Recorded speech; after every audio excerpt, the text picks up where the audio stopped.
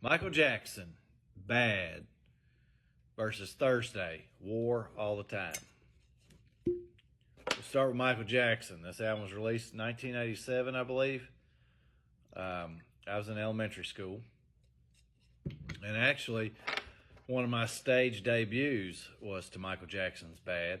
I was in a group of classmates and we performed Bad by Michael Jackson. I believe Lerone White played the part of Michael Jackson. Lerone White went on to become a professional bodybuilder. I don't remember his stage name. Sean Nelson's on here. He'd probably remember. I think Sean Nelson was in the band. I can't remember if I played keyboard or guitar, but I do remember throwing out a denim hat that I was wearing into the crowd, and one of my female classmates took it and kept it as a cherished souvenir. That's, and when you're in elementary school, that's kind of the way you roll. So I was clearly a big fan of this album when I was in elementary school. Let's talk about how it's aged. I'm listening to it now without MTV marketing and promotions and music videos. And I still enjoy the title track. Still enjoy Man in the Mirror. Still enjoy Smooth Criminal. But the B-sides bore me on this album. I mean, it could just be a stylistic thing. But the non-hits just aren't interesting to me at all. They're like a bottom shelf bourbon, if we're going to talk about, comparing it to bourbon. I know it's one of the greatest selling albums of all time, and it had a place in my biography. It's going up against Thursday, War All the Time. I submitted this album. My buddy up in Canada, Evan, submitted Michael Jackson's Bad. Thursday's War All the Time. It may seem like an album and a band that would be a touch incongruent with my taste.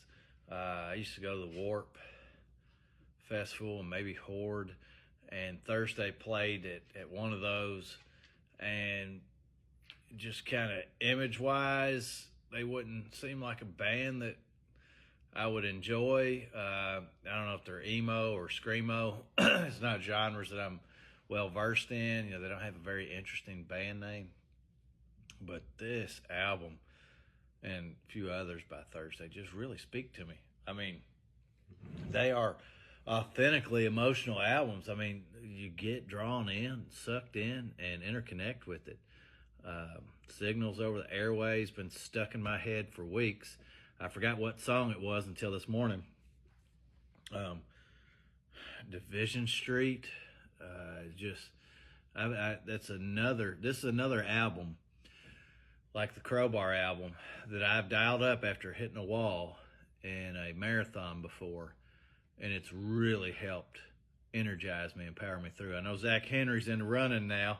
He's not drinking anymore, but he's into running. Zach, don't do it for just a regular training run, but if you're in a half marathon, a marathon, or whatever's pushing you beyond your comfort zone, and you hit that wall, this is an album that might help you out.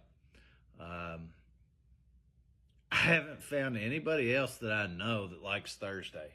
There are a lot of friends of mine. I put songs from this album and other albums on mixed CDs back when you made mixed CDs and playlists. And I don't know anybody that likes them. I know they've got to have some popularity, but I guess I'm just not running with folks that dig Thursday, but I do. I've never listened to this album and not wanted to keep listening. I mean, it's just a great album. Start to finish. Moving on to the round of 180. It's Thursday, War All the Time. Do you like Thursday? Are they screamo? Are they emo? I'm sure you probably like Michael Jackson. You probably think I'm a clown for not advancing him.